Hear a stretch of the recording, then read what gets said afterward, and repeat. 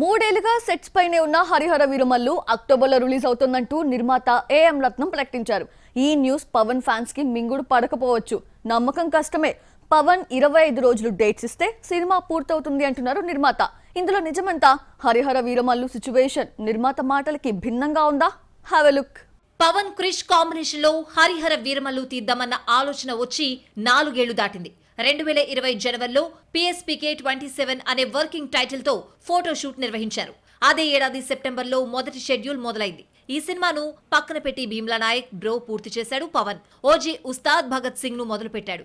ఇన్ని జరిగినా వీరమల్లు మాత్రం రిలీజ్ కు నోచుకోలేదు. పవన్ నెల రోజుల పాటు డేట్స్ ఇచ్చి బ్రోను పూర్తి చేస్తే ఏడాది నుంచి వీరమల్లు వైపు కన్నెత్తి చూడలేదు పవన్. హరిహర వీరమల్లు ఏడాది నుంచి షూటింగ్ నోచుకోకపోయినా పొలిటికల్ ప్రమోషన్ కోసం టీజర్ ను రిలీజ్ చేశారు.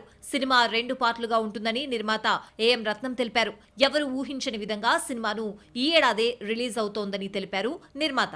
రీసెంట్ ఇంటర్వ్యూలో అక్టోబర్లోనే తీసుకొస్తామన్నారు. ఎన్నికల తర్వాత పొలిటికల్ సిచ్యువేషన్ ఎలా ఉంటుందో తెలియదు. సెప్టెంబర్ 27 ఓజీని రిలీజ్ చేస్తామని ప్రకటించడంతో పవన్ ముందుగా ఓజీకే డేట్స్ ఇస్తాడు. ఈ లెక్కన వీరమల్లు అక్టోబర్లో వస్తుందా అన్న డౌట్ లేకపోలేదు. హరిహర వీరమల్లు ఆలస్యం కావడంతో క్రిష్ విసిగిపోయి తప్పుకున్నాడు. మిగిలిన పార్ట్ షూటింగ్ ను నిర్మాత కొడుకు జ్యోతికృష్ణ డైరెక్ట్ చేస్తాడు. ఇక సెకండ్ పార్ట్ సంగతి ఫస్ట్ పార్ట్ రిజల్ట్ పై ఆధారపడి ఉంటుంది.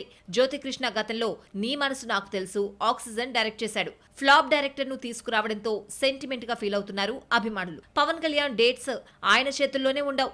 ఆయన ఇచ్చినప్పుడు ఇచ్చారనుకోవడమే తప్ప కావాలని అడిగే సీన్ లేదు. ముందు ఓజీని పూర్తి చేసి సెప్టెంబర్ 27న రిలీజ్ చేస్తే అదొక అద్భుతమే అవుతుంది. హరిహర వీరమల్లు రిలీజ్ అంటే ఫ్యాన్స్ కే నమ్మకం కుదరడం లేదు.